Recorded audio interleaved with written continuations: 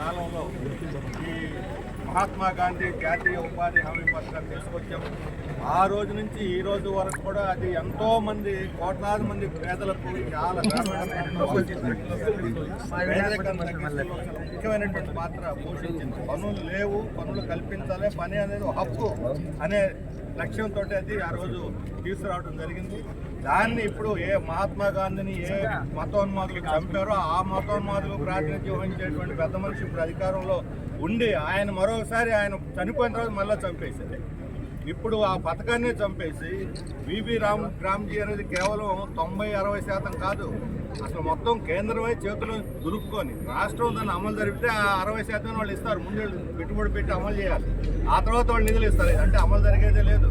చంద్రబాబు నాయుడు గారు చెప్పారు 2,500 కోట్లు అదనపు భారం పడుతుంది, అది ఇవ్వండి మీరు, మేము దీన్ని అమలు జరుపుతామని నేను మళ్ళీ వాళ్ళని అడుగుతున్నాడు. ఈ 2,500 కోట్లు వాళ్ళని ఇవ్వమని అడిగే బదులు అసలు ఆ చట్టాన్ని వ్యతిరేకించి మీరు పాత చట్టాన్ని కొనసాగించండి అని అనొచ్చు కదా. అందుకని తెలుగుదేశం కూడా అందులో భాగస్వామి దాన్ని ఎత్తేయటంలో. అందువల్ల ఈ చట్టాన్ని ఎత్తేయటం అనేది గ్రామీణ ప్రజల హక్కులను హరించడం, పేదవాళ్ళ పేదరికాన్ని పెంచడం. అందుకనే ఈ చట్టాన్ని పునరుద్ధరించాలి. మహాత్మా గాంధీ చట్టాన్ని ఇది ఒక హక్కు, ఇదే చట్టం, ఇది ఏదో పథకం కాదు, ఏదన్నా ఇప్పుడు వృద్ధాప్య పెన్షన్ లేకపోతే లాంటి పథకం కాదు. అటు ఇటు మార్పులు చేర్పులు చేసుకోవడానికి వాళ్ళు చెప్పేది అంటే 125 రోజులకు పెంచాం, 10 దినాలు, ఇదే మా బహుమతి అంటున్నారు. 100ని 120 చేయడానికి చట్టం మొత్తం ఎత్తేయాల్సిన అవసరం లే. ఆ చట్టంలో చిన్న సవరణ 100 కొట్టేసి 120 చేసి సరిపోయి ఉండేది కదా. అదే అయితే వాళ్ళ గొప్పతనం అదే అనుకుంటే 100 125 కాదు 200 చేయమనండి. 125 ఎందుకు అందరూ అడుగుతున్నాం కదా.